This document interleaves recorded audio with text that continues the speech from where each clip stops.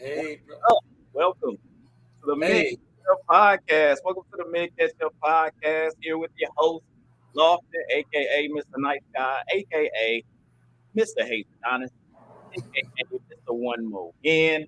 And we here with one of our guests. He's gonna be my co-host today, Mr. C. Rush, aka I done it all, aka Mr. Lego Man, aka my indie brother. You know all right. what's going on with you, C? What's happening, baby? Hey, man. Happy to be here. Happy to be alive. Happy to be with family, man. For sure. Hey, it's all family. You know what I'm That's saying? right. It's always you know what I'm saying, we was out there near High School Road, Pike Township, representing Eagle Creek Elementary. What? You know what I'm saying? We was out there doing the daggum thing. You know what I'm saying? Best summer school in the state. Representing, you know what I'm saying? Hoosiering all day out here. So that's dope, man. So like for Sir. me this week, man, it's been a busy week, man. Work got me going crazy. You know what I'm saying? We've just been working and working and working, you know what I'm saying? Trying to make sure everything's good to go, making sure that we taking care of what we need to take care of, man. How's your week been going? Doing good. Been doing pretty good, Lofton, man. Like you said, work and take care of family, bro. If it ain't one thing, it's another though. We just replaced the refrigerator. Got a new, Oh, okay. got the Samsung with the touch screen and the video and all that, and the TV and the door and all that. Okay. All right. So And my oh, you're baby, big timing. she plays. She loves to play with it. Yeah, yeah. That's dope, man. That's dope. Hey, it's always one of those things where we trying to get bigger and better, bigger and better things, man. So, Right. hopefully we continue doing good things. Another week, another day, another dollar, you know what I'm saying? And after a long week, I look at it like gotta have a drink. So you know what I'm saying? So Nothing wrong you with know it. what's Nothing wrong up? with it. Drink of the day, man. Gotta go to one of my favorite daggone deals. Drink of the day. You know what I'm saying? Today, I went ahead, threw a little rum in there, got a little whiskey in there, threw a little cola on top of it. I kept it real simple today. This is All called this is called I can't believe we about to do another week. Right right. here. Okay. This is like, man, I can't believe we got another week. Another one? Yeah, that's what this is right here. This is just we trying to calm it down to get ready to wrap it back up. So Okay. but you have anything, man? What you drinking on today? I'm drinking on a little bit of hope. I'm drinking on a little bit of hope and determination. Oh yeah, there you go. Hope and determination, Uh, man. I gotta get things done, Loft. I gotta get it done. The motto of this week is get it done, man. There you go. You As understand? always. And just like at a real bar, you asking for a drink. The first thing they put in ice. I said I ain't want ice. I said Crown and Coke. There you go. You threw That's the it. ice in. I didn't say Crown and Coke. Yeah, they Oh, always that's just how we do, sir. Okay. yeah. They trying to say that liquor, man. You be like, nah. I came for the liquor. I didn't come for the ice. I ain't going Hey, for the H2O. I can get that at the crib. hit you with the COVID copay too, man. First one, COVID, baby. Can't have that. Can't have that at all, man. Yeah, man. Well, there you go for the drink of the day. I'm glad everybody sipping with us. Let us know what you sipping with if you in the chat there on YouTube or you out there on any other platforms. For sure, hit us up. We live right now. Come talk to us. So you know what I'm saying. After the drink of the day, we obviously got to find out what's going on this week. You know what I'm saying. We're gonna speak our Right. minds, see what was going on this week.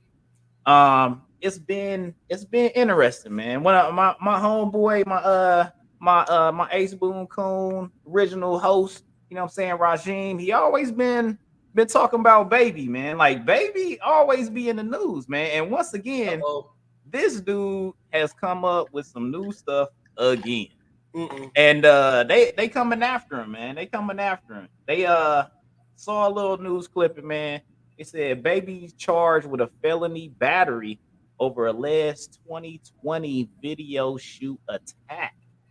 So based on this, according to TMZ, you know what I'm saying, LA County District Attorney Office is charged the baby for incident last December where I guess they was using some dude house, right? And they was filming a video and my man came through and was like, "Hey, didn't want wanted them to trying to stop them from filming." Right. And I guess filming video on his property. And he says the North Carolina-based rapper and his friend left him with serious injuries. And I guess there was videos. I mean, when you're shooting a video and then there's video evidence that you done, you know what I'm saying, threw them hands on somebody, you know, that's not necessarily a good thing. So this kind of hard to deny those charges. yeah. I'm hoping you know what I'm saying, I'm hoping it all works out for him. But it's like all the babies, man, folks need to like I've been saying for the last few times, man, he need to change his name. He, the little baby, all the babies, regular baby, like they need to change their name, man, because people be testing them. They be like, obviously, he ain't that tough because his name is Baby. Like, you know what I'm saying? Hey, man, I watched it when you brought that up. That sparked my memory. I watched he had one here in Atlanta, and they told him, you know, you can't be just coming over here making videos. They showed up at the video set. Oh, they just there? Yeah, showed just the excess neighborhood, you know, XYZ. You can't just be showing up. And Baby was like, well, you're not going to extort me on my video set. Yeah. I'm like, is this really going on right live? Like the models was like, is this really like they get dressed like leaving? Like, y'all really get ready to do this? You know, I'm like, really?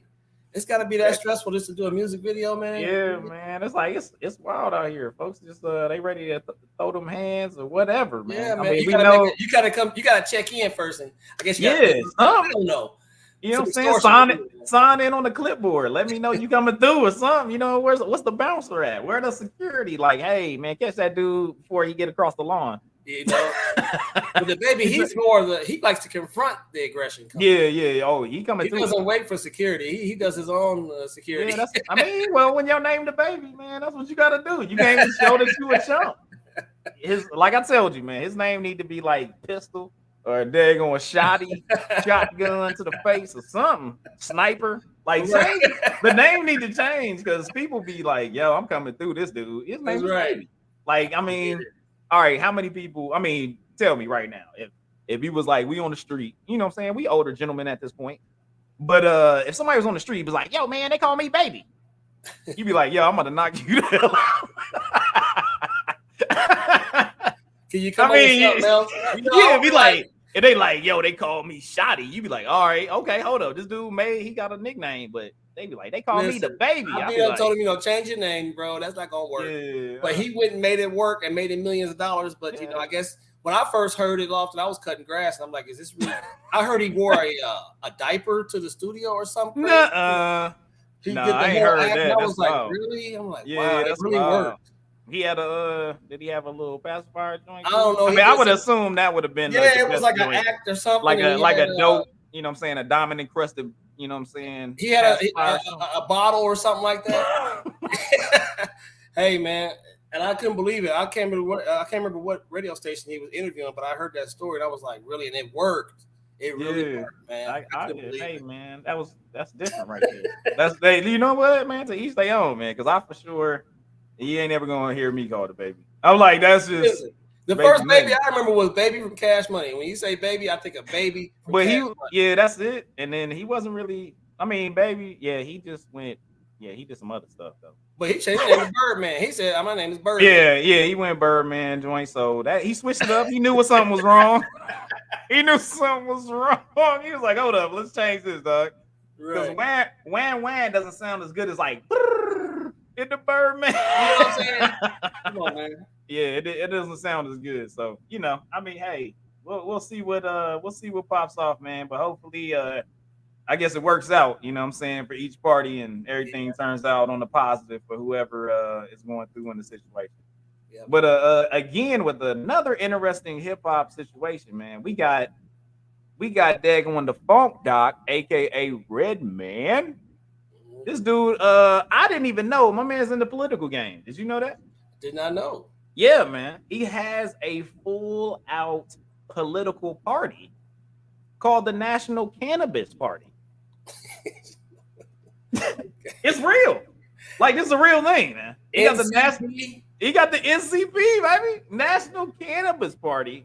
I guess they, you know what I'm saying? They smoking all the candidates. You know what I'm saying? Like Redman. You just say Red. I'm talking about Redman. REDMAN. Redman. Funk Doc. You know what I'm saying? Oh my god. My man got the National Cannabis Party, NCP, as you rightly said. They are you know what I'm saying? They trying to put out a little some candidates you know what I'm saying, to like run for pres. You know what I'm saying? They trying to get that president game out. You know what I mean? Why So not? Why not? I mean, hey, why not? I guess there's money in it. You know what I'm saying? Like his sister is like the organization's president. Right. You know what I'm saying? So it's all about educating the masses about marijuana and its recreational side. Well, you know, I was So today, and they had a CBD sign up, and I read it. It said, you know, help with sleeping, help with arthritis, help with joint pain, things of that nature. And I was like, that's cool and all, but we at the fair. This is for kids. He said we had to. He's like, we at the fair though. Like fair though, you know what I'm saying? This is Tigers, corn on the cob, CBD. He said, yo, if your kids getting on your nerves, take one of these CBD. He said, yo, that's wild. Yeah, I haven't seen them at the carnival. Yeah, that's a different combination. Yeah, that's a different combination. You're like, yo, I'm about to go get me some strawberry shortcake and a funnel cake, elephant ear, and a CBD. You're like, okay, that's a different combo. Oh, you know, but hey, you know, it's like, I mean, Breadman has decided to educate the United States and the masses on recreational use, medicinal use, and looking to try to make some political headway into the future on this thing. And you know, they're looking forward to a good old 2000 and freaking 24. They trying to bring some people through to see if they're gonna have them be able to run. You know, well, so it's quite interesting. That's interesting because I know in the history, I think the people who favored that, they would go with the Libertarian Party and try to get their legislation through that way. Now they got their own political party. They don't have to go through anybody else. So right. I think that's a power move, and who knows what the future could bring behind that. You know. Yeah, it's probably it's kind of reminds me of Trump when Trump's running. Oh, Trump.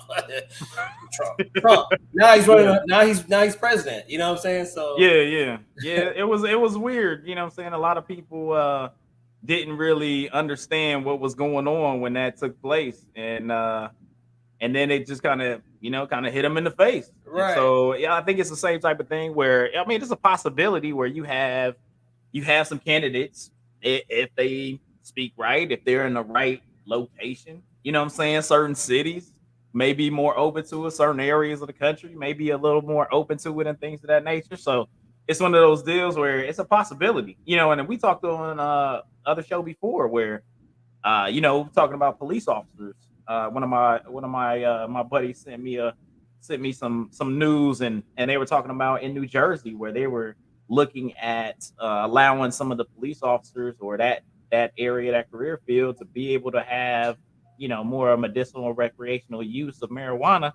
And you know what I'm saying, we talked about it, like it's not going to be a thing that helps, but I don't know if America's ready for a political you know what I'm saying, somebody we voting in. But you know, sometimes people be like, hey, it's bad anyway, so how much worse could it get? I mean, that's how I kind of look at it like this. I think stuff like that should be like, if you voted Breadman in or whatever, he shouldn't even have to talk about it. You already know what he's going to do. Yeah. Things like that we like legalize overnight with no fanfare, no news coverage, because we got more important things to do. You know what I'm saying? Right. So I don't like the way they try to make it a big to do. Yeah. Because it's going to draw the negative and the positive. It's just going to make it a war like they always do. You know?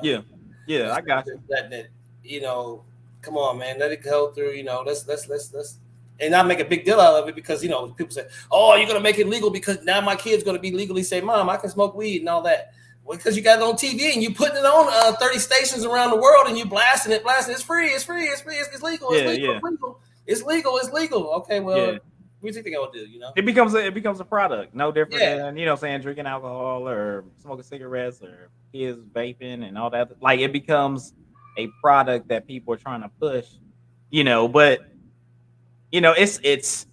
it's about making money, man. When it comes down to it, everybody about them dollars. It don't matter what it is. They push about that money. About that money, man. Yes. It's all about that money. Ain't nobody gonna care about nothing but green. or digital green or imaginary green. I don't even know what's happening right now. Meta green. Yeah, you know what I'm saying? Like it don't, whatever it is at this point, whatever gets you. Did Ron Artest know something? Meta World, did he know something we didn't know? Come on, man. It was years ahead of time. Yeah, he was. He had the whole name, man. He was ready to go. He was ready to go with it. You know what I mean? So the meta's gonna give us world peace. Come on. You know what I'm saying? Like that's wild. So it's been interesting. I always got to have one more, nice little interesting segment, or at least news piece for myself.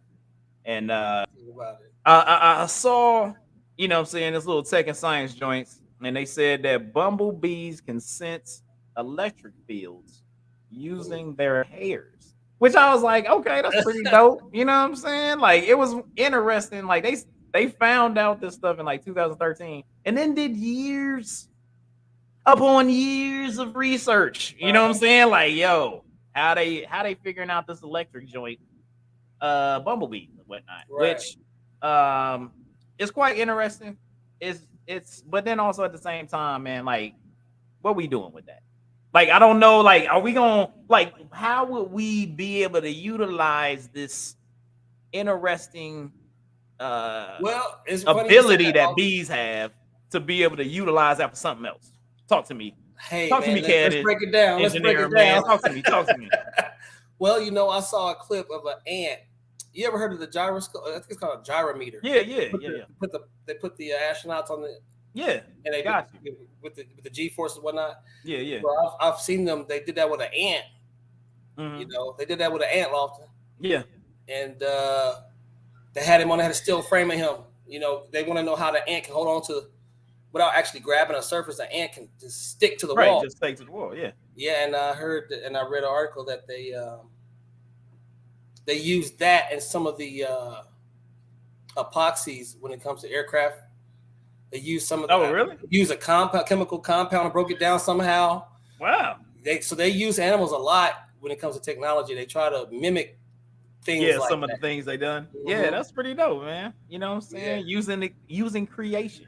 Yeah. They're going, you know what I'm saying, make things better for humans. They can't maybe they take the bumblebee's hair and they study how the different wavelengths, and then they take the hair material, the chemical compound of hair, and they make a panel out of that. And now this panel can, absorb electrons out of the atmosphere or something. You be like, yo, that's dope. You be like, now we don't even need the sun, so now you can produce electricity at night or something. You be like, yo, that's wild. But look at that. Look at that engineering mind, man. We out here solving the world, man. I think about that, man. I never forget that though, Lofton. They had a picture of that ant. They had a picture of that ant. He was holding on, bro, like this. And then he was holding on, though. Yeah, he was doing his thing, making it happen. Wild. Making it happen. Yeah, man. So, like, was there anything, man, that you had this week on your mind that you wanted to talk about? Man, the economy and how this thing breaks down with the cost of living, man. Really, everybody's walking around like it's okay, but I really don't understand how we can, be living in a situation where people could graduate college and can't afford a house. Yeah, I mean, that's tough. That's tough. I think there's multiple aspects that go into, a lot of the situations. You know what I'm saying? I think about, like, with my mom, when we left, man. Like, when we left Indy, right? So we left Indy and we moved to a crib. Like, so it was like, and at that time, interest rates were way higher. It was like 13%, something like that. I spoke to my mom about this, and she was like, "Oh, people are all up in arms because of interest rate." And he was like, "Well, this was like 80. What? I left in 89, something like that." It was like 89, right? So 89 left Indy. My mom, as a single parent, you know what I'm saying, with 2 kids, working, you know what I'm saying, college degree from Indiana University, doing her thing, got a job.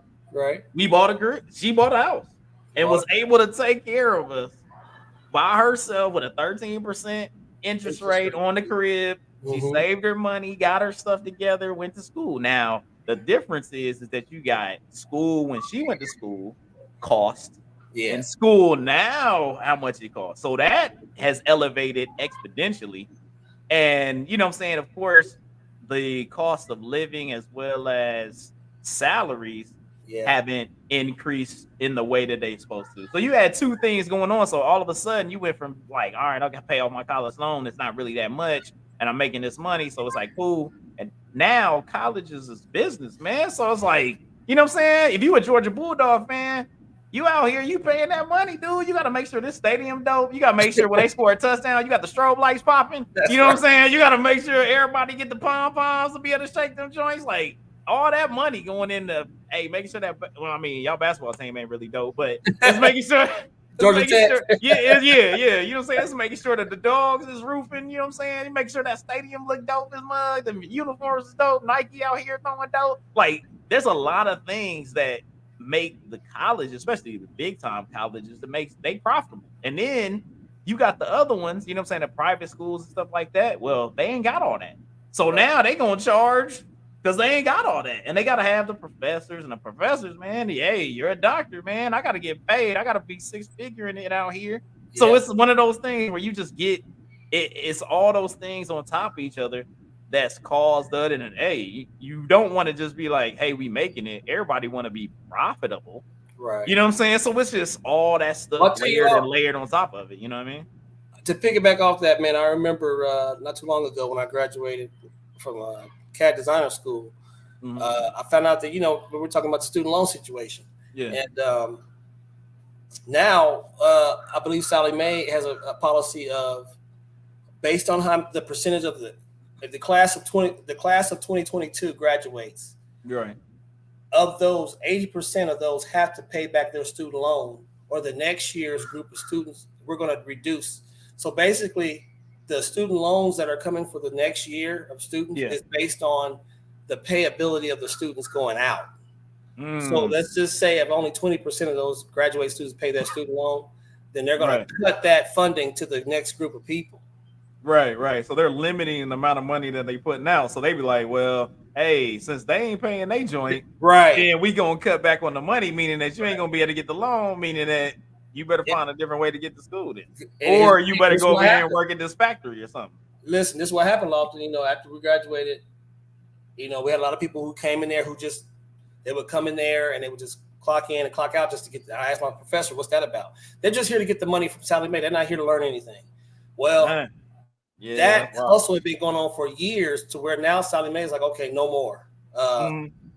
We're gonna base your school. So you're as a school, you're gonna be making sure that your students and your alumni pay their student loans, because if they do not pay their student loans, the next group of kids ain't getting them. Yeah, that's the next. And I wonder if that's going over into the major universities. Is that policy? Have you heard of anything like that going on to like IU, Indiana State? I would assume that all the schools, with that being a governmental, kind of a governmental program that they pulled out some of those loans and stuff, it's gonna be spread to everybody. So I mean, it makes total sense when you don't want to be out here, wasting money. The country looked at it before as like, hey, we want to make sure that everybody's educated. Right. And college was the ability to become educated, get to the birds. Now we're in a situation where, we ran out of like workers. We can't ran out, like everybody want to be the exec, nobody want to do the work. You know what I'm saying? Right. So it's like, then you got to have people that are getting paid a living wage so they can be able to work and do their thing, but they may not be the college deal. They may be able to do the work and be able to understand it at a different level and don't need all that additional stuff. You know what I'm saying? No different than going to specialty schools. You know what I'm saying? Instead of going to like, I'm going to go to university and then I'll be here for 5 years because I went to this and I didn't know what I wanted to do. And you find somebody that knows what they want to do and you go, I'm going to an engineering school and all I'm going to do is worry about engineering. Or I'm going to go to an art school and I'll worry about art. Like, you know what I'm saying? Getting those more specialty schools or even certifications. Like IT, like a lot of the IT, if you're just a smart IT person and you mess with computers your whole life and took them apart and everything, you can go get certs and not go to college. Like you just be like, I just got certs. You be like, I got this certification, this one, and be like, boom, what's up? And then you're able to get your job and continue with certifications and build up and things of that nature. So there's just way more avenues into getting to the American dream than just college. Like for my mom, for my dad, you know, a lot of that getting to the American dream was I gotta go to school. Like you gotta go to college so you can then push and maneuver and get to that area. But now it's a little bit different, man. Like there's more maneuverability, there's more certifications, there's not necessarily faster ways, but you know, just pinpoint well, I think ways. maybe like I think the thing you can't, as a kid, you know, I try to put myself in that position. Like, okay, if I want to go to school, I want to get education. I don't want to be in student. Okay, the trick is out the bag. Nobody wants to be in student loan debt, right? Right. Nobody talked to. There was student loan debt awareness lately has gone up by thousands. Like nobody wants to be in student loan debt. Back in the day, it was just like it was like a credit card, you know. Yeah, it wasn't that much. Right, but you know, it wasn't that percentage where you was like, yo, this is like a house. Right. Compared to, you know what I'm saying, going like, oh, okay, well, if I make, you know what I'm saying, if my student loan is $5,000 and I'm making 40, right, okay, that's cool. I'm gonna knock that out. Yeah, I can knock that out. Like now it's like, yo, I'm only 8,500, right? Okay, my student loan 8,500. I put $2,000 here, 65. You know, I can make it work. But now it's like, yo, your student loans is like $100K, and you like, I'm only making like 50. Like, you know what I'm saying? And you like, what is happening? Should I send my? It has me questioning. Should I send my child to college at this point? You know, nephew, I think there's. I look at it like this, right? So there's different ways to work, not necessarily work the system. I guess it would be work the system. There's different ways of doing it, right? So you got people that go, hey, I've got to go to this particular university and do this, yada yada yada, right? There's multiple ways to do it. So for myself, I went to the community college my first 2 years.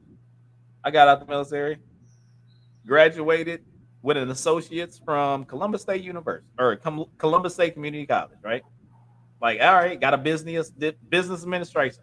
Then it was like, all right, so I got that. So that was able to step up my earning potential. Right. I have an associate.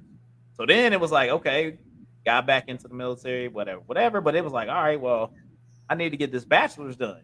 You know what I'm saying? So then I was able to take the little amount of money that I spent for Columbus State Community College, because community college is less expensive, but those same classes can transfer.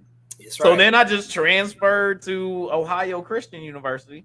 It was like, okay, well, I got 2 years to go there. So instead of paying 4 years, room and board, books, all that other stuff from the giddy up, which balloons a lot of that stuff, you like, hey, you knock out all your main courses. If you just want to get a liberal arts deal to knock out all your required courses out, and then you go, okay, I want to go to this school because they have a specialty. And while I was going to school, I figured out like, oh man, I can do this, and I know how to study now. Like, you got a lot of people that don't know how to study really and don't know how to like do those type of things. And you're like, oh, I know how to do that now.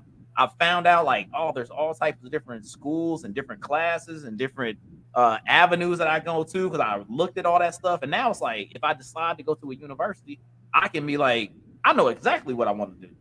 You know what I'm saying? And not be in school just like, oh, I don't know what's happening. I don't know what to do. And now you just wasting money. You know what I'm saying? You just in there just wasting gas. Like, at least if you know, and it's going to be cheaper going community college to university than it is if you step into university from the giddy up, because you might be going from $75 to $100 credit to all of a sudden you going to like $300, $400, $500 of credit. And you like, yo, that class, the 3 credit class, you up there paying $1,500. You ain't bought books yet. You ain't bought food yet. You ain't got your where you living. Like, if you especially like, you ain't got none of that stuff. And you're like, yo, so you're saying that I need 165 credits or whatever it is to graduate. And you like, okay, so time that credit hour by that 100. Like, yeah, you do math. It's gonna cost that. Yeah, it's gonna cost you some dough.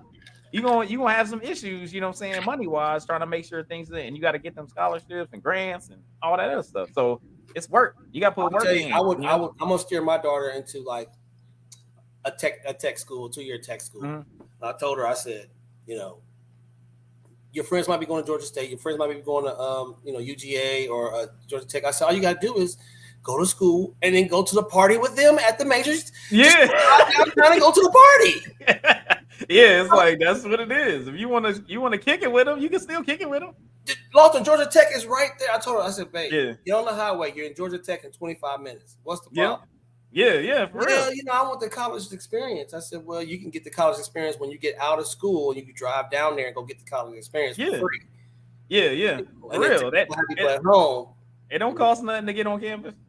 $0. Listen, she gonna get her respiratory. I think it's a X-ray technician, something like that. The X-ray tech. They make money, man. What is it called? Radiologist, something like that. Yeah, radiologist, specialist. Yeah. Hey, man, do that, and if you want to go get your bachelor's somewhere, fine. It's on you now. But I want to get you to that 2-year school so you can have a skill, right? You can take with you no matter where you're at. You can take it anywhere you want. So. Yeah, that's understandable, man. That's the way to go. Be able to handle those things, make sure they good to go, and be able to have areas to go into and have a skill to be able to take with them. You know what I'm saying? So that's the way to go with it, man. Hopefully it works out, becomes a better situation for those in the future. You know what I'm saying? And we start getting folks in those specialties to be able to help. You know what I'm saying? Not only themselves salary wise and having some guidance, but also, you know what I'm saying, as a nation, you know what I'm saying, we got to have folks working, man. We got to have folks doing things because, you know what I'm saying, we don't want to be in the spot, you know what I mean, like we kind of in the spot right now where we're missing out. Work. I'm going to tell you, nobody wants to talk about it. People don't want to work because they don't see any light at the end of the tunnel. What am I working for? I can't afford a house. Mm-hmm. You know, what am I working for? Right. A lot of people are, you know, a situation where I remember me coming right out of high school, right out of college.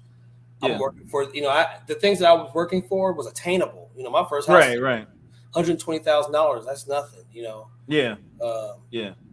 Coming out of a 2-year school, buying a $120,000 house, brand new. That's not happening anymore. Yeah. I mean, not with the market the way it changed up too. You know. Yeah, it's gonna change the game. So it's like, okay, what can I do else different? And this path ain't working no more. I got to do something different.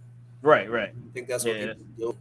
Yeah, it's changed up, man. So it's one of those things where, you know, folks is got to stay around a little bit longer in the crib, maybe. You know what I'm saying? Got to save up. It used to be like, oh, I don't need no money really get a crib. Like, nah, you got to be it be back like the 70s and 80s, man. You better have like that 10%. You know what I'm saying? They used to give you an appliance voucher. Like, hey, you get this crib $0 down, you get a washer and dryer too. Yeah, washer and dryer too. All type of stuff. Yeah, they was giving away cribs, man. They was giving away houses. You know, so it's a different monster out there right now. Definitely. But so I mean, great conversation, man. Hopefully you know, that helped people that was out there right now. We're gonna transition to you know, hey, part of the show, what we do, you know what I'm saying? I gotta give y'all the music of the week, see what's going on with it right now. So we're gonna transition here to the music of the week, and we're gonna make it happen for daggone you know what I'm saying, for today, the 29th, the week of the 29th here. Got the hip hop releases. Gonna run down for you everything that was going on, everything that's been happening here in the world of hip hop. It's been a good thing. I've seen a lot of good records and things of that nature that's come out. Ooh. So right now we got Under Investigation 3, little Papa, little trap type style. Okay. We got Action Bronson came out with a new joint, El Crocodilo Turbo, jazzy New York style. He got like a little jazzy band type behind a lot of his rap. Sounds like he got the Roots or something that's doing some jazzy type stuff that's behind there. Pretty good album. He's spitting some good lyrics, man. So it was very entertaining. You got Ransom with No Rest for the Wicked, soulful West Coast. I think Ransom's a part of that Kendrick Lamar clique out there, man. If you want to hear a verbal assault on the daggone on hip hop beats, he be killing it. That Ransom is nasty. You know what I'm saying? We got Autumn out here, Antagonist. Got the techno bassy trap, so it's very, very techno. Got a little heavy bass deal. You know what I'm saying? Keep the party going for those out there. You got Savvy Third. Let me be clear. Sound. He got the Nipsey. He got the Nipsey Hustle flow. Okay. You know what I'm saying? So it's flow very Nipsey Hustle. You know, beats is legit. sound like he on a Nipsey Hussle type flow, maybe a part of his clique. Maybe that's just the West Coast spit style that he went with. Yep. But remind me of Nipsey Hussle. You got Future, of course, you know what I'm saying? ATL Trap, you know what it is out there. My man Carl out here in the AT. You That's know right. what's up. So you got Future out here. I never liked you, which is interesting. You be like, dang, you ain't never liked nobody? No. No, we got the ATL Trap out there. You got No Cap, Mr. Crawford, another trapping. You know what I'm saying? They love the trap beats. They be Hey, trapping out there with it. what's going on nowadays? You know what I'm saying? So, and then you got Toro E Moyo, Moyi, Malha. It's an alternative jazz type bandy type deal. So I mean it was interesting. I enjoyed a lot of the tracks that was on there. You know what I'm saying? It's almost like some, you know what I'm saying, chill, relax, you on the patio type, you know what I'm saying? Throw some music on, you got some people coming over. You know what I'm Right. saying? And you're like, hold up, we about to have a little dinner party. Throw that on in the background, you know what I'm saying? So they give you a little hip hop, kind of like hi-fi or what's it? Yeah, that lo-fi hip hop style. Got nice little deals. You got Keanu Lee or Key. Why can I say her name? Keanu Lee. You got Blue Water Road R&B, good songs that are on there as well. Really liked her album. And then we got still bangers, Bangles, the playlist, UK Trap. It was only like 3 songs. It wasn't even that many songs on there, but it was like the UK boys. So you had them spitting them verses with a little English with some crumpets and tea on that joint.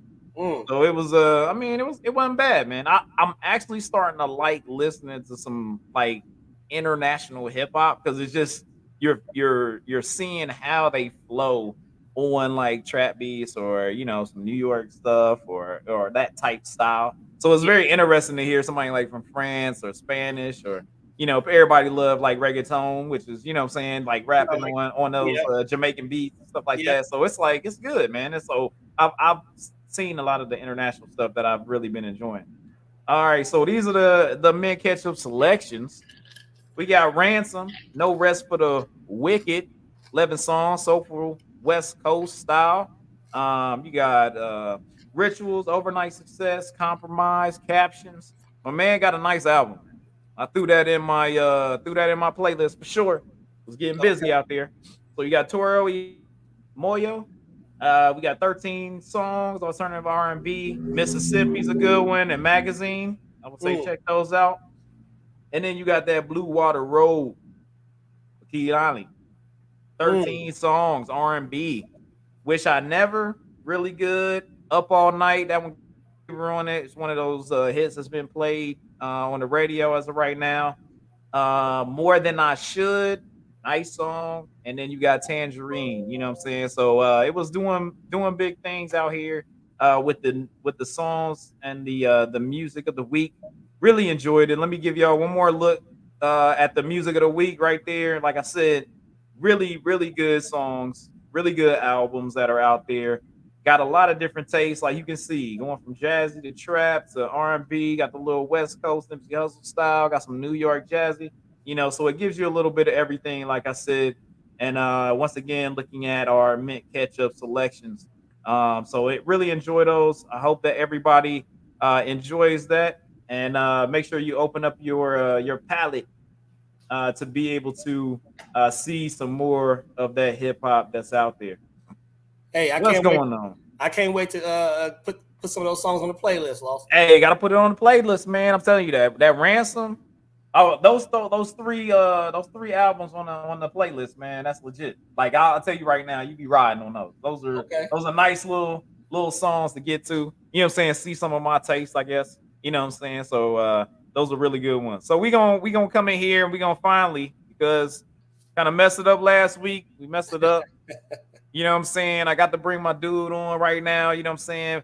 Best of wishes again to Rajim out there, man. He's working hard, trying to move, and he got a busy next week and a half. You know what I'm saying? So he's doing his thing. We gave him that time off, man, so he ain't had to worry about doing a show or anything. But brought my man Carl on. See Rush. That's right. They call him.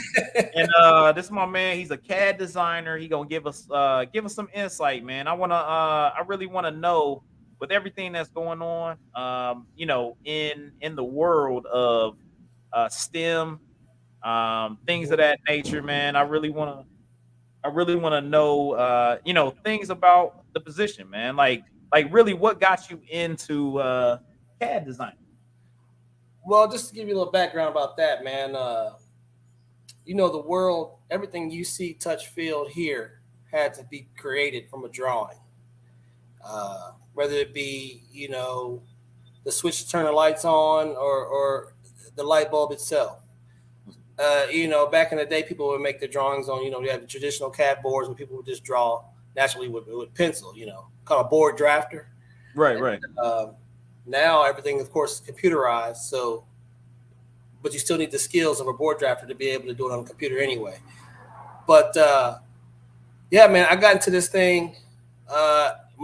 Ironically, when I was in aviation school, we had a class requirement, a prerequisite, board drafting. And it was by far the hardest class I've ever taken in my life. I failed it twice, and most of us failed it. And I think that was the whole point, was to fail us, to make us fight through it. Right. And it was a prerequisite, but you put it this way, I didn't fail. I got a D. I passed with a D, right? Right, right. But I did not know. I always knew I like to draw, but I did not know how this was going to affect me later. Well, I'm kind of glad I took that class, because later on when I got into aviation, I always wanted to be a designer, and I went to design school, and it was like, man, this is what I want. This is me the whole time, you know. Right, right. I can draw something, create it, and watch it come to life. Really? And I get paid to do it? Okay. Yeah. All right. So I took that step, man, and I've been doing it almost 10 years now. And I'm telling you, man, this field, when you're talking about the STEM, this field is really good field for kids to get into, man, because like I said, no matter what you see, touch, or feel, it had to be started with a drawing. Right. And, the demand is there, and the pay is pretty good. So, you know, I would encourage anybody with a teenage boy or girl who wanted to get into something interesting, I would definitely steer them towards CAD design, something that's like a coloring book almost, you know. Yeah, yeah. And of course, you have your you know, you get your electrical CAD drafter, you got your, you know, mechanical drafter, residential drafter, corporate drafter, civil drafter. You know, you have your disciplines, but once you master one, it's easy to cross into another. Transfer over. Yeah, man. I've been doing that, man. Before I even finished, I got a job offer, and I was kind of lucky because I got into piping, hot oil piping, and did pretty well there for about a year or two. Transferred into conveyors. All my drafting is mechanical parts, bolts, nuts, bearings. And so I ended up at this place called CFX, where we design all of the Chick-fil-A's counter work, all their kitchen, all their restroom partitions, pretty much all the whole store, you know. Oh, okay. That's cool, man. So you get to see your designs all the time. You know what I'm saying? Like that's a pretty good piece to be able to, you know, not necessarily be Vincent Van Gogh type style where it's like, okay, I've made this one thing and it's only in this one place and I have to go visit that one place. Like, you get to look around, you know what I'm saying, drive down the street and be like, oh, my joint's in there. Like, oh, that's in there. Like, oh, shoot, that's kind of dope. You know what I'm saying? That's a cool thing to have. It's mostly, it is a team effort. You have your individual projects that you work on, but most of the projects are team efforts. But even then, you know, even to be a part of that team, it's got to be great, you know. Sorry about some kids just running by my house, but it's all good. Just being part of that team to actually go somewhere and see some of your products and your stuff in person is awesome, man. It's nothing like it. And build your portfolio up, man, and then you start getting a reputation. And you know, when they see your name on that drawing at the bottom corner, they can trust it, you know.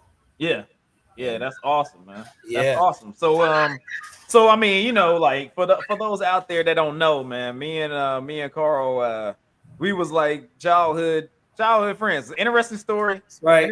Interesting story, right? So, I'm gonna kind of tell my side, and he can tell his side. So, I moved from high school. I was on High School Road. Or mom, we had an apartment that was off of high school, and we ended up moving into the same apartment complex that Carl was in. I don't know. We was like at the park or something. We had to be, what was like 5 or something. Like I don't know how low. We was tiny. Man, I'm telling you, we was small. So we was little ones. Yeah, we was out at the park or something. We playing like with bigger kids, man. We out playing football and all type of other stuff. And I'm out there, tiny as heck, doing a deal, and we just clicked, man. We was just kicking it. It was hanging out, and I used to go over Carl's house all the time, and we would freaking play Legos. Legos was it. You know what I'm saying? Carl had a Sega. Had the Sega game. You know what I'm saying? We was killing it on the Sega. That was dope. You know what I'm saying? We had good times.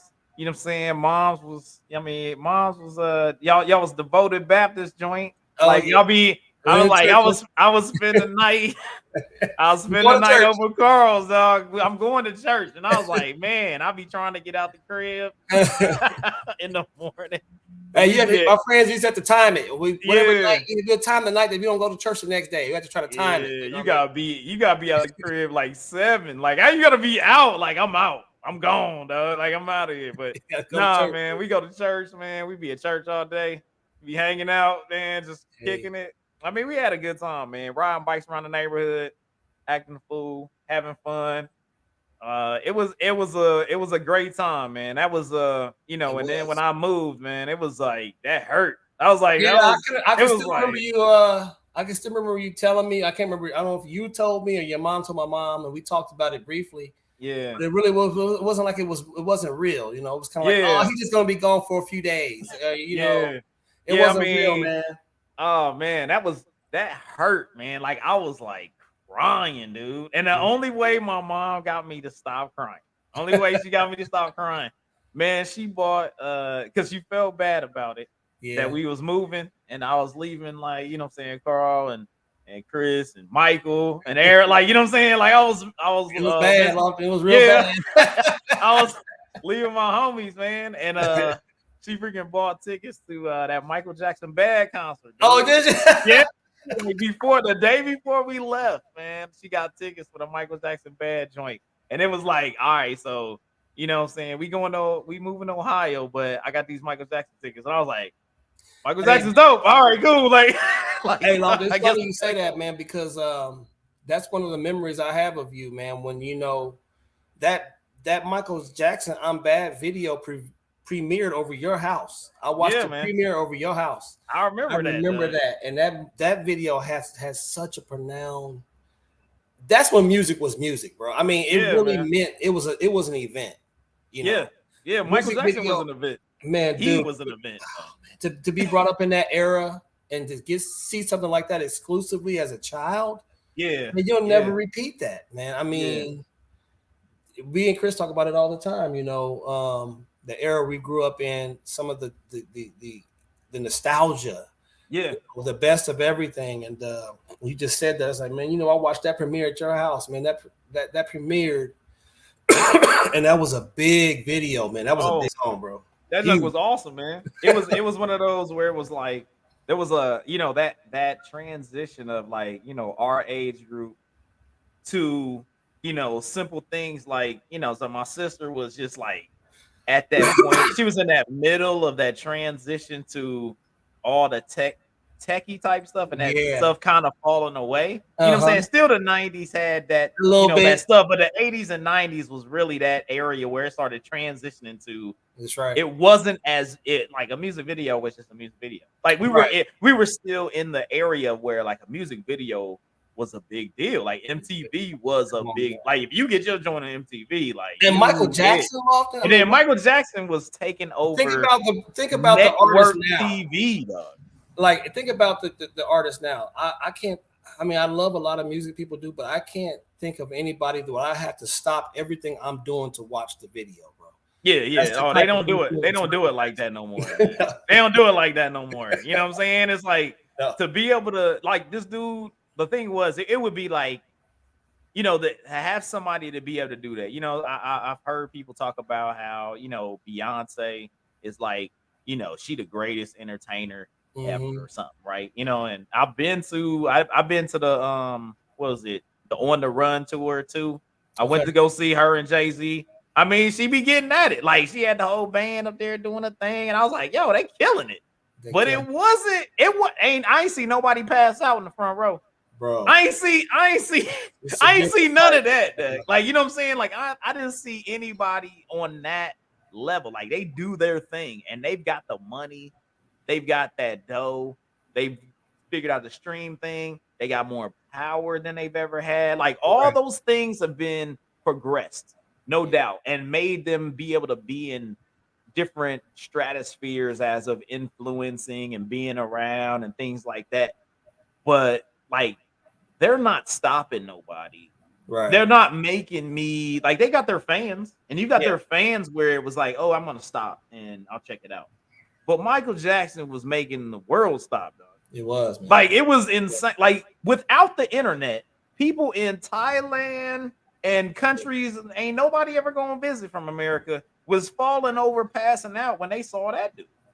Like, that's what I'm saying. Like, without the internet, like, yeah, a lot of all these people are making all this money with the internet.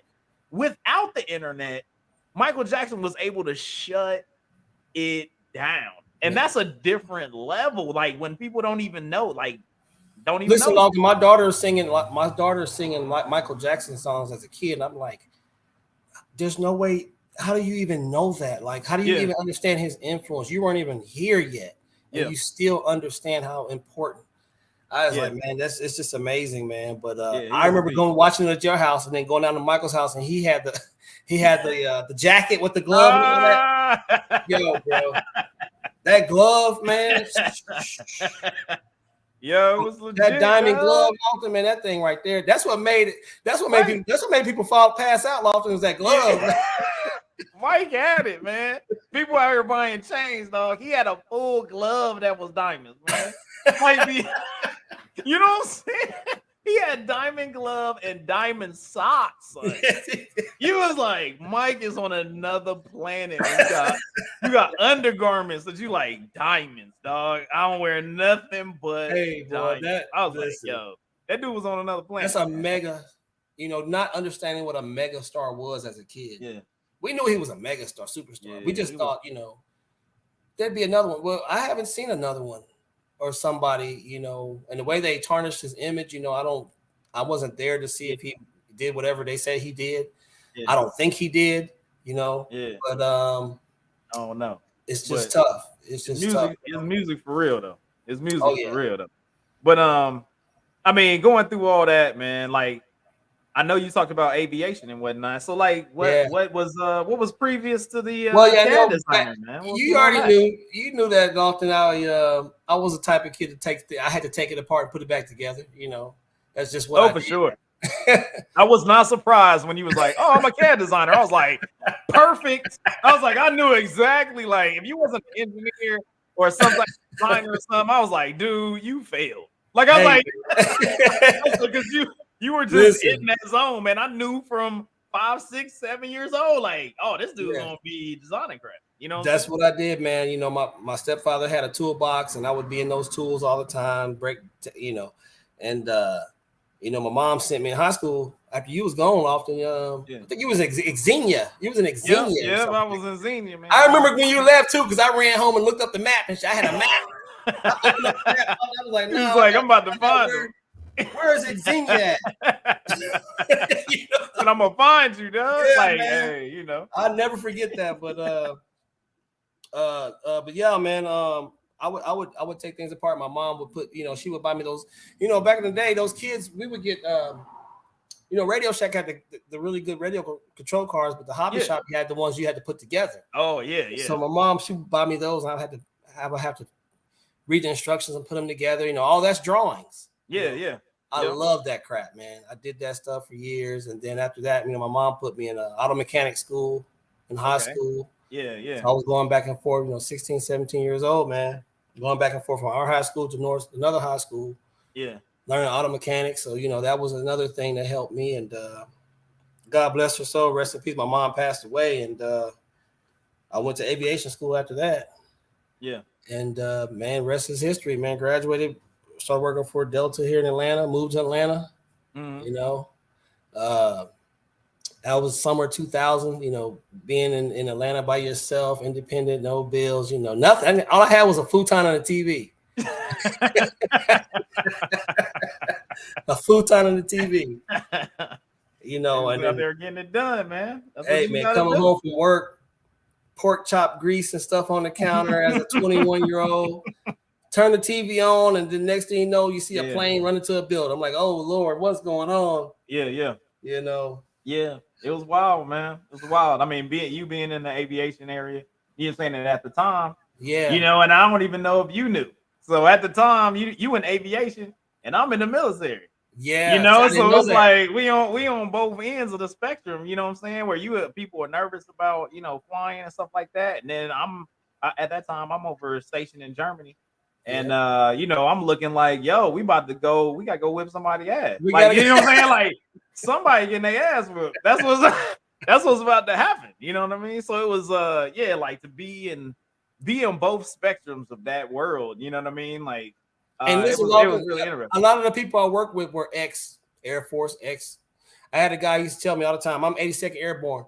If you ain't jumping out of an airplane, you ain't crap. You know what I'm saying? I remember, I was telling everybody, if you ain't 82nd, you got to be 82nd Airborne, man. If you ain't airborne, you ain't bleepity bleep. Yep, dude. Look, I've been to Fort Bragg, and just like if you wasn't wearing a beret, saying that whole thing was wearing berets, man. So if you wasn't wearing a beret, and at that time, not everybody in the Army wore berets. So they've gone now where it's berets, and you got the different colors and stuff like that, which kind of mean where you're at, or if you're airborne or special forces or whatever, right? So before that, like it was only airborne that wore berets. You know what I'm saying? So it was like, man, you would go down to Fort Bragg, and if you was wearing a regular hat. You know what I'm saying? You wearing something with a brim on that joint? They be looking at you like it was Bloods and Crips. They be looking at you like, man, like you ain't shit. I was like, damn. I was like, we both in the Army, dog. Like you out here ganged up. They out here like gang bang on me, man. I was like, yo, dude, like y'all need to calm down, man. Hey, my boy Marvin, man, that was him, man. He used to look at me all the time. I used to have questions. Marvin, if this happened on the airplane, make a command decision. Man, this ain't the military, Marvin, man. I don't care. Make a command decision and stand on it. I said, all right. So I would make a command decision and stand on it. Yeah, man, it's different, man. It's different. That's very much a military saying right there. Make a command decision. Make a command decision. Man. I didn't realize how important it was until you really break it down. I said, make a command. You're in command. You're in command. Make a decision, dog. Like make a decision. gather information and make a damn decision. That's what they sound like. Make a damn decision and let's go. So that's how they get down, man. That's how the military get down, So yeah, but you was on the other side, Lofton. You were not yet deployed yet. What did you deploy? 2002? I deployed in 2004. So it was a while. Yeah, because over in Europe, like they were trying to make sure that because land-wise we were connected. Yes. Europe, you're connected to every other continent. So everybody else can get there. You know what I'm saying? The United States is the one place where it's just not separated. You know what I'm saying? So it was like one of those situations where they're sitting there like, oh, that's in the Middle East. We got to make sure that we have base. We got base in Europe and things of that nature. We don't know what's possibly going on. So we went on high alert. We make sure that all the off-base housing and things like that are being protected. So we had people that are, I lived off base in the, like the housing that we lived at was out on the economy. Right. And dude, man, we had a Humvee with a 50 cal and some people sitting outside of our daggone. We only had like 8 people that lived in our building. Man, they sitting out front of our building, man, doing 24-hour watch for probably like the first 2-3 weeks after that. We just run. Oh, right after the attacks. Yeah, right after the attacks, man. We had like with weapons, dog, ready to go, locked and loaded. I'm like, this is weird that we're in a whole nother country. We was in Germany. Right. We in Germany, and we on the streets with Humvees, 50 cal, like, yo, we about to blow anybody up. And I was like, yo, we're into somebody else's country. Like, yo, this is crazy. I was like, yo, America is that dude, son. Hey. Like, I was like, we in somebody else's joint. Oh, and we was driving around your city. We ride this. We the bully. Yeah, what you gonna do about it? Yeah, like do something. I was like, yo, I was like, America, dog. Like we be on it. You know what I'm saying? Like America be on it. I seen a convoy like that go through like Poland or somewhere, and they was the way they was riding through, like and. Yeah, like, what you gonna do about it? I'm like, wow. Yeah, like America we be on it, man. We be on one for real. Like, we be on one. So it's and Muggs was ready, dog. I was ready to go to Afghanistan. Like as soon as it popped off, and I was like, the first one hit. I was at work, right? So I'm at work because this, it happened in the morning or whatever, and it was after lunch for us. Okay. So it's like after I'm lunch, sitting there, and I'm like, yo, it's like usually we leave out about 3-4 o'clock, and I'm like, yo, Muggs just had lunch, and we up here like chopping it up, talking trash or whatever, and all of a sudden, like. Freaking dudes was up in the barracks. Like the barracks was connected to the our troop headquarters area. Mm-hmm. So they could like people that lived in the barracks could walk downstairs and then come right into the area where we had everything. And dudes was like they upstairs and everything. Muggs come downstairs, man, and was like, yo, this is like some plane hit a building, right? I'm like, yo, that's nuts, right? So then like Muggs was like going upstairs because we didn't have like TV in the freaking day room or anything. So I like run upstairs like, yo, this is crazy. They're like, and of course, like the first one hit, and people were like, yo, that's nuts. Like, what's going on? And it's smoking and whatever. And then like Muggs go like I'm sitting there watching it, and we were sitting there watching it in one of the dude's rooms, and you start to see the second plane, and Muggs was like. We left the room and Muggs was like, we going to war. Like, as soon as you saw the next one, there was no question. We was like, oh, we about to go fuck. So literally, this is one of those things where like, my wife, she talked about how scared she was when I came in the house, right? So I had to go get all my equipment. Like literally when that plane hit, the second plane hit, we all were in the freaking day room. Everybody came downstairs and they was like, go get your ready bag, which we had a bag that was ready to deploy at any time. They said, go get your ready bag, your duffel bag. We're issuing weapons and we're getting the Humvees ready to go. We were like, and then I drove home. I'm like around the corner, boom. I run upstairs and on, in Europe, they got Air Force Network. So AFN, Air Force Network. It's on the Air Force Network. Jen looks around like I come in the house like boom, like stepping. You come in. You know what I'm saying? I'm coming in the joint stepping, right? I'm getting my stuff, and she's like, "What's going on?" I was like, "I don't know yet, but we getting ready." And she was like, you know what I'm saying? And she like, what is happening? You know in a split second. I'm sitting there like, yo, I don't even know if I will be able to contact you. I could literally be like, I could leave then, and I didn't know what was going on. We could have literally been like, yo, Humvees on a plane, boom, we in the air. Like I ain't know what was happening. So I'm like, yo, I'll call you and let you know what's going on. So I walked in the house, got my stuff. I'll call you. What? Gave Chanel a hug, my daughter a hug, kissed my wife. That's crazy. Walked out the door. I didn't see her until that night because we started shift where we was on 24-hour rotation where we're sitting there on radio. And it was like that. And she's like, just what's happening?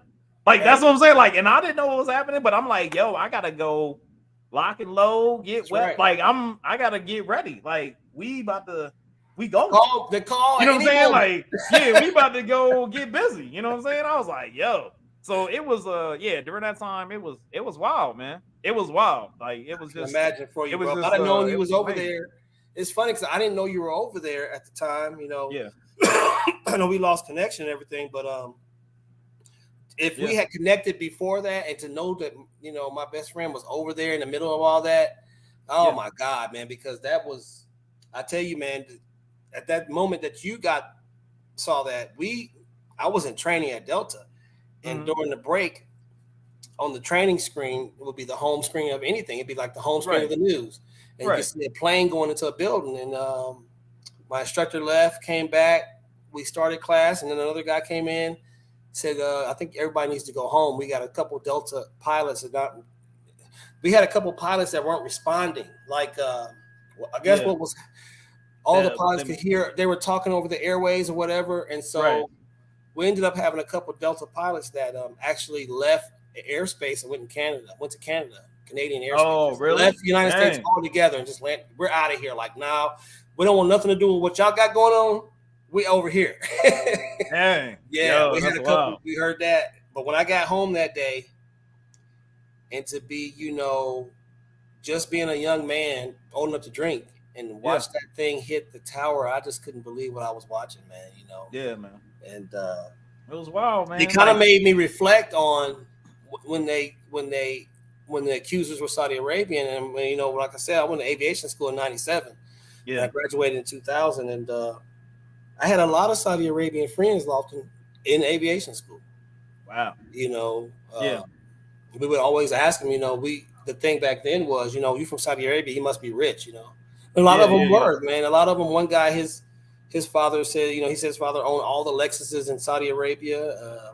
They had a penthouse on the west side. They had a penthouse on the west side of Indianapolis. They would have parties. And, as a kid, I'm 18, 19, 17, 18, 19, 20 as a kid. Right. You're not really paying attention. I just knew it was kind of weird that when I graduated and went to Delta, none of them went to any other majors. Like, I never seen them again. Right. And for all of them to be from Saudi Arabia, then fast forward a year later, and that happened, and they blame a middle. I was just like, man, that was real weird to me. Yeah. It was a wild situation, man. That was a wild deal right there.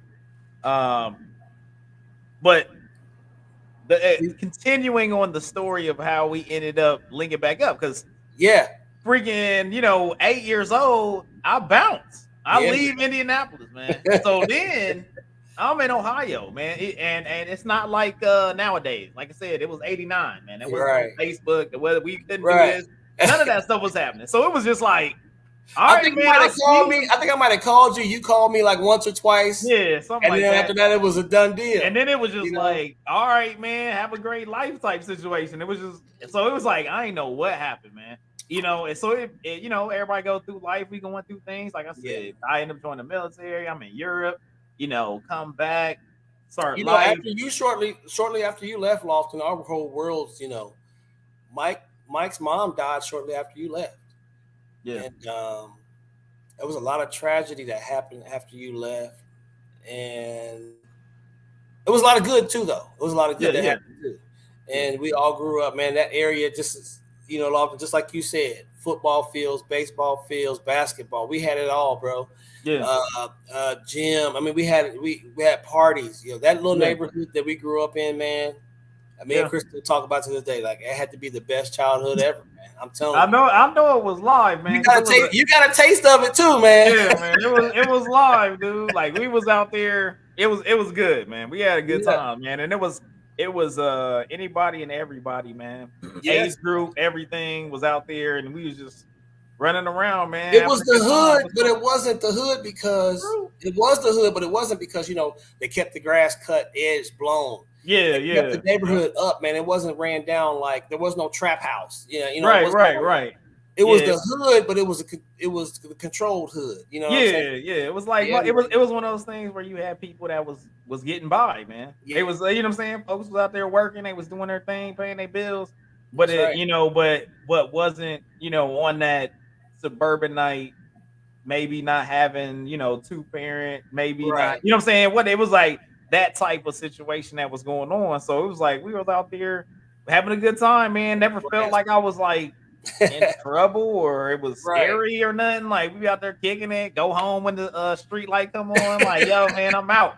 Street lights on, gotta get back, jump on the bike, dog. You know what I mean? It was good. That's how it was, bro. Today, so it was a good time, man. Hit up Eagle Creek, got the brand new school. We was out there kicking it. Yes, bro. I still remember Miss Vandergrift. Yeah. Yes. I wonder if I wonder if we had the time capsules when we put down. Oh, I remember that when the school made. Yeah, when the school opened. Yeah, when the school opened. I called them in 2010, I believe. Mm-hmm. And they were like, well, those people are gone. We don't know. It could still be out there. Like, do you want to come out here and dig it up? I'm not coming out there digging it up. I don't know where to dig it. Yeah, that's kind of wild. Yeah. But yeah, man. So, we go through time or whatever, and all of a sudden, man, 30 years later, all of a sudden, 30 years later, it's like my mom calls me, man, and I'm sitting there like, yo, she like, hey, I got a call from somebody. You know what I'm saying? I want you to give him a call, or no, it's gonna call me here in a little bit. Put it on a 3-way, and I'm like, what? I'm sitting there like, what is this weird stuff my mom talking about? Yo, look, I had your address. I had already Google mapped your house. I had already done all that, bro. I had already done my research. Yeah. See, but that's the unique part about having my name. There's not like anybody else out there. So it's like, all right, it ain't gonna be difficult to really, you know what I'm saying? So it was one of those where I was like, all right, so I'm sitting there like, who could this be, man? And as soon as I heard your voice, dog, I was like, yo, it's Carl Rush in the building, dog. I was like, this is crazy. I was like, 30 years, man. I was like, yo, man. That is nuts. I was like, oh, man, that was it. Forget, bro. That was it, man. That was it. And then he was like, yo, Chris down here, too. I was like, what? I was like, the clique is out here. I was like, yo, I got to come. You should have heard the conversation between your mom, though, man, when I was detailing things. She was I was like, and you remember such a, she was like, yeah. And then I was like, we did this, that, and she was like, mm-hmm. Yeah, because she had to, she was sitting there like, hold up, is this a trick? Like, how do you know who was like, we ain't heard this from this person in forever. So she was like, yo, I had to go through, we had to give them the test. Yeah. You know what I'm saying? So she was like, at first she was like, she was feeling it, but she was like, I don't know for sure. She hit me up, but I was like, yo. I was like, as soon as she hit me, she was like, she started telling me about it. I was like, yo, there's nobody that would know any of that. Like that, all that information was died at 8. Like that's what I'm saying. Like that wasn't necessary. Like, you know what I'm saying? I got to Xenia, you know what I'm saying? I had to do friends, blah, blah, blah, blah.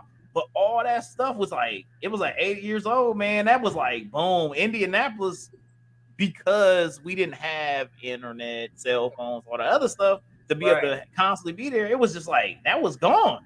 Like that whole part of my life was like, well, dang, I ain't gonna see Carl no more ever. Yeah. Like, you know what I'm saying? Because you never think like, oh, well, in the future, we're gonna have internet and we'll be able to like, there's gonna be internet, that's gonna be cell phones.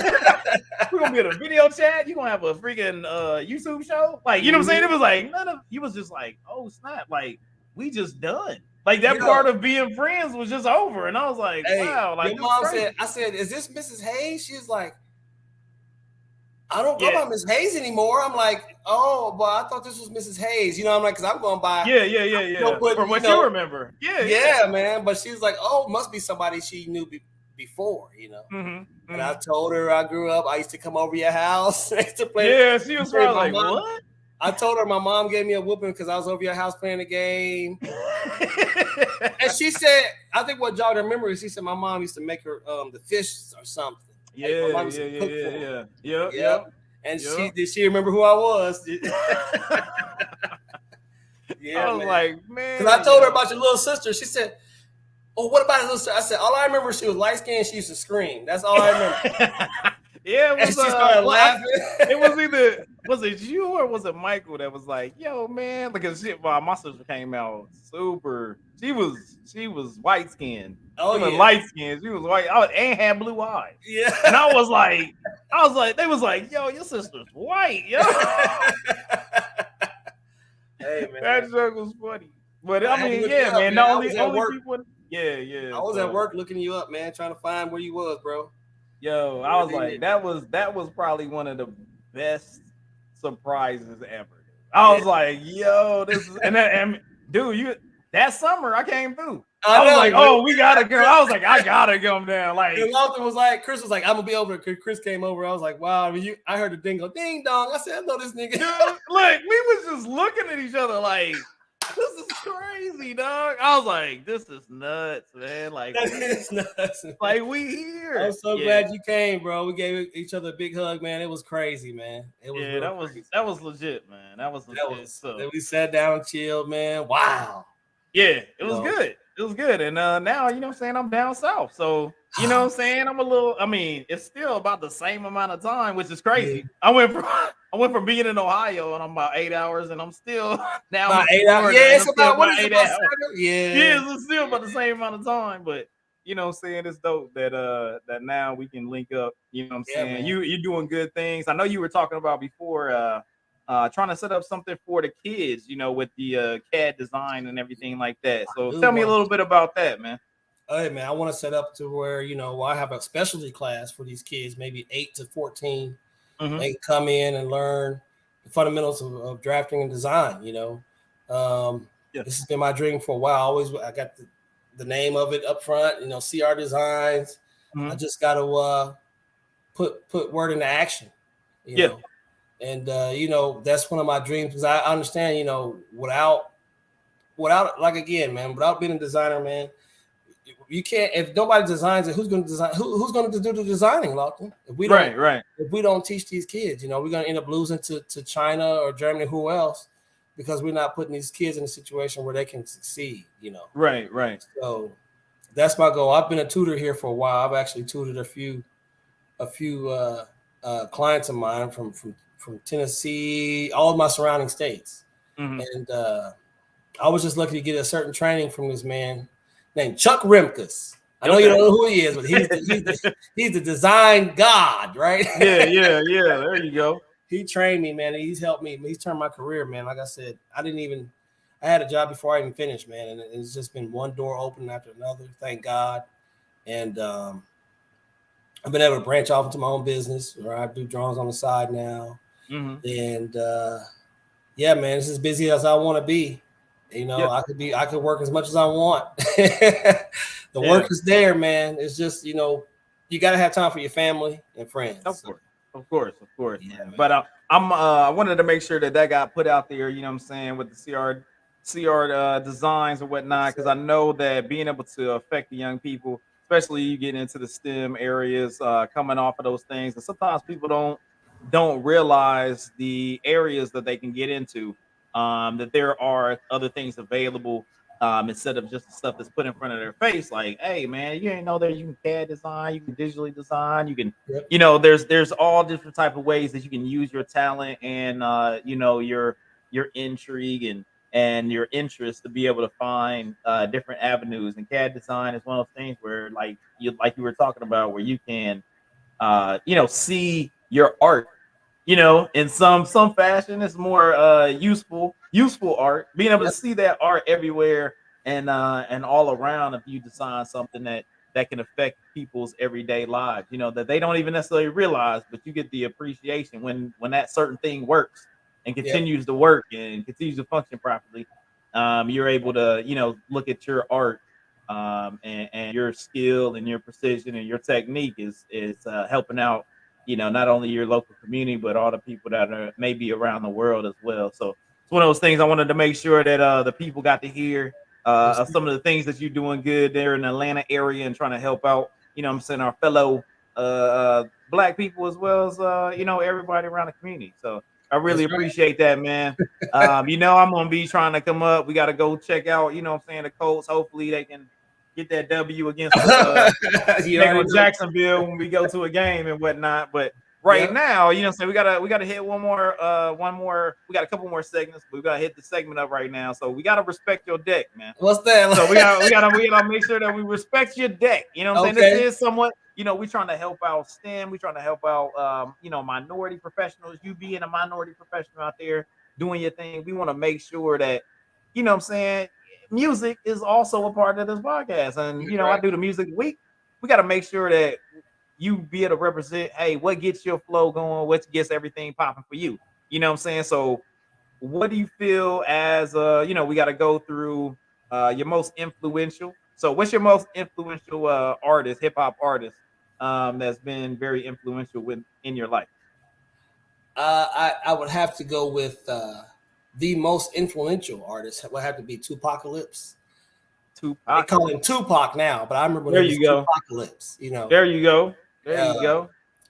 So what know, about Tupac really made him influence, or was there just a time frame or things that got done that? I would say he along with Dr. Dre, man. It was just at that time, the lyrics that he brought to the table, man, really made you feel that he wasn't a rapper. He was just telling a story and used rap to tell it, you know. Gotcha. And he wasn't in music to make money, you know. He was using money to make music, which is a little different. Yeah. And man, I mean, I would play his music, man, and I watched him go from, you know, being Tupac to you know, featuring with Digital Underground to you know, being I get around. Hey man, and we were young at that age, listening to that music, and you know how that influenced us. Yeah. You know, again, he was like the Michael Jackson of rap. I mean, and watch him grow to go to be with you know, Death Row, and watch all that happen and be able to buy those CDs. It was something back then to actually. Back then, you know, we were younger. You could actually still go buy the CD and open it. You could feel it and play it and look at the credit. You know, people don't credits. Credits. Listen, Walter, the music was one thing. It was opening up that cover and opening up the background. You know, see the picture, the artwork they talked about. That was just as important as the music. Yeah, and understanding who was helping not only the artist, but who was making the beat. Yeah, who was producing, like all that stuff. Like for me, it was very much a situation of you got the artist, like I'm playing the CD, the artist giving me the deal, but you know what I'm saying, unless we were doing, you know, jazz night and everybody's clapping their fingers, there's a beat that goes with it. There's somebody that's narrating behind the narrator. That's right. And like for me, I was always about the instrumentation. You know what I'm saying? And so it was you know, that part of buying music and having music. You know, I miss that. I miss being able to look who were all the people that were helping put that together. You know, I do, man. I miss the art. I miss the time. I miss having a physical copy. I miss you hooking up with your friends and you got that new one. Oh, let me see it, and you let him see it. I missed all that. You know, part of that music is dead now with all the downloading and everything. Yeah. And being like again in that being grown up in that era, when I got the chance to experience that, it's unbelievable, man. I took everything for granted, you know. I think we all did. Everybody did. You know what I'm saying? They take it for granted right now, and all of a sudden, you know, in the future, like they ain't even gonna be artists no more. It's just gonna be sound waves to your brain, and you be like, all right, that's just what it is now. But yeah, Tupac, he's the only rapper that can make you cry, laugh, fight. You know, he touches all emotions, bro. He can make you do anything. You know. So based on that, man, what would be your favorite hip hop album? Oh, my favorite hip hop album's got to be The Chronic for sure. Chronic, only because of the sound quality at that time. The CD, it wasn't only the music; it was a transitioning from cassette to CD at the same time. Oh yeah. And so the sound quality, it was a lot of transitioning going there, and that album was so epic. In where you know you would play it in the background as you're playing Sega, you hear the Chronic playing in the background. Yeah, didn't know what Chronic was, didn't care to know what it was. Didn't need all I know it sounded good. That's all I knew. It was legit. Going on the CD, somebody had a system. It was like, wow, this is different. You know what I mean? And like it was just nobody ever did it like that before. You know what I'm saying? Man, so the sound quality was. Because I had already bought, you know, I was a West Coast rap kid. Like, you know, like I said, like Tupac. I used to listen to DJ Quick. Oh, DJ Quick was legit. DJ Quick of course, Death Certificate with Too Short, Ice Cube. I was always a West Coast kind of rapping Forte. All that. E40 out there. Hey, man. And that it was something about the sound of that Chronic. That's what turned me on to producers. That's what I would follow Dr. Dre a lot because the sound that he gave it. I will always look at the album and see who produced it. I don't even care what it is. Who produced it? I don't even want to hear it. Yeah. It got to that point, man. When producers was running the game, man. Yeah, I don't even want to hear that. I don't care how dope that dude flow is. It ain't gonna be nothing because that beat is not gonna be dope. You know what I mean? And to grow, and then I started following other producers and like that, man. But yeah, man, it's just that era of music. Second to None. I don't know if you remember Second to None. They were remember with DJ Quick. Yep. They got busy. So with that, we look at Tupac being your artist. You know what I'm saying? That Chronic being your album. So what would you say would be that one song that you'd be like, I'm gonna put this on no matter what? Like it don't matter what's going on, this song will get it popping. Like it's gonna get me motivated, it'll get me rolling, gonna get make my day better. You know what I'm saying? Gonna get me motivated. What's that song you got? Ah man, that's a tough one. But as a motivator, it wouldn't be Tupac. This is the artist. This would probably be something off No Limits albums. Oh, okay. Master P. I don't know, F them other because I'm down. Okay, all right. That's my get to go. That's my get up and go. That C Murder boy. I mean, that sounds like that's what Jackson State and that's what they just right. That's a prime be getting busy to that joint. That's like that's go hard, bro. It go hard, man. I can tell you right now, you can get some work done to that song. Hey, like, that's one of those songs, you want to see when I install my speakers, I install them right. Okay, play this. Throw that on. Yeah, I got you. That's it, man. It. Yeah. So I mean, looking at it right now, we got Tupac, got the Chronic, we got some C Murder day going, F the mothers, you know what I'm saying? Like, hey, that's it right there, man. We always got to touch on that respect your deck. We want to make sure that hip hop, hip hop is always influential in anything that we do as a community. It's kind of our music. It's kind of the stuff that we created out of nothing. No different than some soul food. You know what I'm saying? Like, hey, we got the scraps. We take little scraps, put it together, put some beats on it. Boom. We made something that touches everybody in the world, and I know it touches a lot of our guests that we have on here, man. It's always great talking to you, man. Another person that is affecting the community. Showing that not a stereotype. You know what I'm saying? Not the person like, you know what I'm saying? Ain't in jail. You out here developing, you out here motivating, you out here doing great in the community, man. You out here touching folks. You know what I'm saying? I'm proud of you, dude. You know what I'm saying? Like I always knew. Like that was one thing. Like I always knew, man. Like this dude either gonna be drawing some, designing some, making some. I was like, and this was me at 6, 7, 8 years old watching him create stuff with Legos. And I was like, yo, this dude gonna be serious. You know what I'm saying? Like, and it was like always one of those things. I just knew that was gonna happen for you, man. So I'm proud of you as one of my boys. You know what I'm saying? It's always good. Yeah. Always a good thing. But we about to move into my top almost 4. You know what I'm saying? Okay. My man Rasheen ain't here, so I get to handle the deal. I kind of put this stuff together kind of quick. We about to see what y'all think out there. You know what I'm saying? Top almost 4. The top almost 4. And I was able to come up with 4. Right now with the topic is top R&B groups. So I go on top R&B groups. And this is, of course, I mean, I can't delve back into some other stuff. And as I speak about it, there's groups that are in my mind that I'm like, dang, I ain't put them on there. Yeah. But I'm going in kind of my timetable.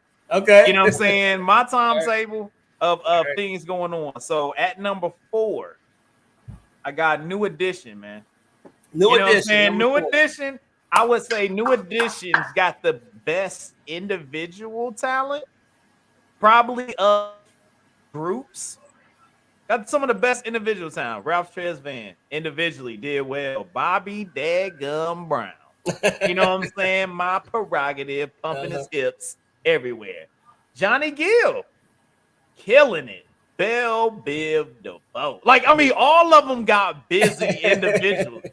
I mean, Bell Biv DeVoe almost could be on this list. They only really had one album, but They was legit. So I mean, New Edition at number 4, I would say they were better separate than they were together, even though they had some. I mean, Home Again album, and then you know what I'm saying, you got Mr. Telephone Man and all them was killing it. You know what I'm saying? They did a thing, you know. Number 3, I'm gonna have to go with Destiny's Child. Destiny's Child. Oh, Destiny's Child had a lot of, like, as of their album success with them together. What, they had about 4 albums? They had 4 albums that was legit. Like, they had 4 albums that went hard. And then Beyonce left. Like, they went hard for a good, like, 4 albums. Destiny's Child. I'm just saying. That's what I'm just going off of, this time frame. I'm trying to take it was thing. You know what I'm saying? There's some other people that I'm like, dang, I probably could put them on the list, but it is what it is. It's also people I like to listen to. Also, some of my criteria, you got to have dance hits. You got to have some love songs. You also have to have some harmony. And also you got to have #1 hits. So, you know, and then, you know, singing as of everybody and all that other stuff, that plays a factor in what I was thinking as well. Okay. One of my favorite groups, and I used to play the hell out of their CD all the time, had great CDs. Awesome. I mean, Boyz II Men, they still be doing their thing. Boyz II Men, number 2, they do what they do. You know what I'm saying? Like, that's Boyz II Men. Everybody like Boyz II Men. You know what I'm saying? Like, everybody put it on. You know what I'm saying? Close your eyes. You know what I'm saying? Like, they be doing their thing, man. Killing it. You know, not necessarily individually, but as a group, you can't touch it. I would say acapella, they better than Destiny's Child and New Edition. Like, they hit the whole gambit, man. They was killing it, singing wise, as a group, killing it. Number 1 on the list, and number 1 on the list. For all the older people out there, I gives respect. Because I gotta give the tag on Temptations. Man. Temptations be getting busy, man. Okay, you know what I'm saying? Hey, group wise, they hit. They can't go wrong with the Temptations. Come on now. They the creme de la creme. You know what I'm saying? They do their daggone thing. You know what I'm saying? So I got number 4, New Edition. Yes. Number 3, Destiny's Child. Yeah. Number 2, Boyz II Men.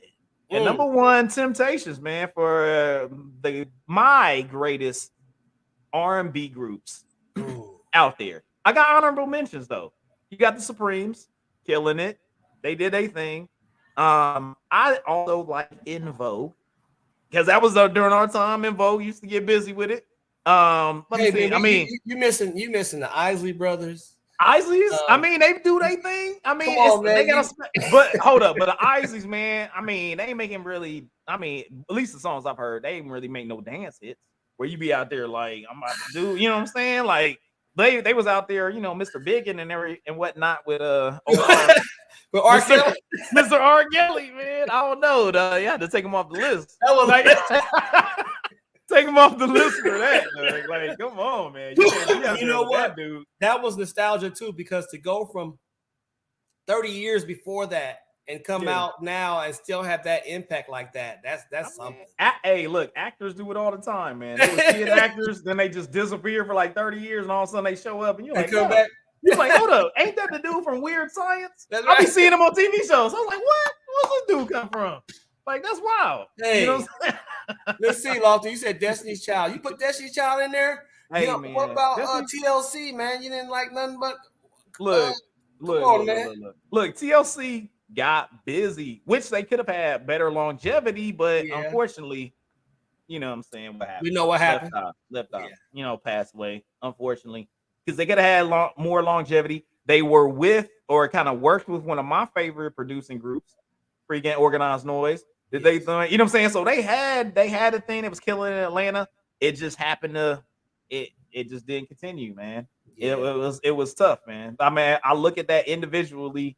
New Edition, man, they broke into 3 different parts, man. It was getting and killing it. You know what I'm saying? Like, and the only reason, like, New Edition wise, is because they separated, and I think they had more success separate than they did together. Even though they had a lot of success together, they were probably better or well-known entities separate than they were together. They'd be like, oh, shoot, like, I know, you know what I'm saying? All those other joints. Well, except Ralph Tresvant. Ralph Tresvant had a good one. You know what I'm saying? Yeah, he was good. Well, I'm gonna tell you what, my two runner-ups gotta be Jodeci. Yeah, Jodeci, man, Casey and JoJo. You can't leave Jodeci out. Yeah. And it was Jodeci, and there was another group. Man, you just made me forget. You said TLC. You just got Jodeci. Who else? You said what you say? SWV. Tony. Oh man, hey, I love Tony. Yeah, like Tony. Yeah, Tony. Like that's one. Yeah, and you got to throw Guy in there too. I mean, nah, you don't. But I mean, they good. Aaron Hall, come on, man. They good, but you don't. Well, you know what? They had one legendary album. They had. That's what I'm saying. He had. What was the other one? He had one more. No, it was a single then. It was Aaron Hall then. I like. You know what I'm saying? They was out there killing it, dog. I mean, hey, they had it, man. I mean, but Tony, man. That Tony. Yeah, bro. I mean, Tony. Hey, shout out. That feels good. Shout out to Tony. It feels. Did you have that album up? Oh yes. Man, that was the jam. Bro, that album was legendary. California. And it tells me. I was like, yo, they was killing that joint, man. My man had the Gumby guitar though. He had the Gumby guitar. I was like, oh, they was out there killing it. Hey, yeah, Tony was one of my favorite groups. But I don't know, are they considered a band? Because they had a whole band. You know, my man was playing the guitar. I don't know. Back then, you didn't have the social media. You didn't really know too much about. That's one thing I liked about music too. You didn't really know too much. The mysteriousness really played a part too. Yeah, that is. I like that. Now you know so much about the artist. You know when they go to bed. You know who they sleeping with, who they take a crap. I don't want to know all that, man. Don't need it. It's unnecessary. You know, it's unnecessary. The imagination is a good thing. Yeah, you know?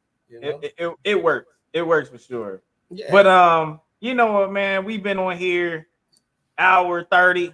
We represented. We did our thing. You know what I mean? It's time for me to get ready for another day of work. I'm gonna go ahead. I appreciate everybody out there, man. I'm really appreciative of you coming out, hanging out with us. Yes, sir. It was a pleasure, again, man. we gone through the drink of the day. Yes. You know what I'm saying? Some Jack and Cokes and whiskeys and all that other stuff and some motivation. My man has some motivation, some hope in his cup. You know what I'm saying? Went through the news of the week. We done hit the music. Make sure you go get that.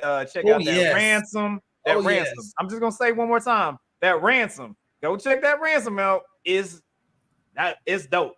Got my man Carl as the guest came on, co-host with me. We learned a lot. We reminisced. Had a great time. I respect your deck. It was fantastic. We got that daggone Tupac. We got a little Chronic. We had a little, you know what I'm saying, No Limitness up in that mud, doing a thing. Yes, and then our top almost 4, like at number 4, New Edition. Number 3, Destiny's Child. Number 2, Boys II Men. And number 1, The Temptations. You know what I'm saying? Classics, man. Classic. You can't go wrong with the classic. You know what I mean? So I really appreciate. I anticipate the top almost 4 producers. Oh, and I'm holding that one. I swear that's mine. That is mine now.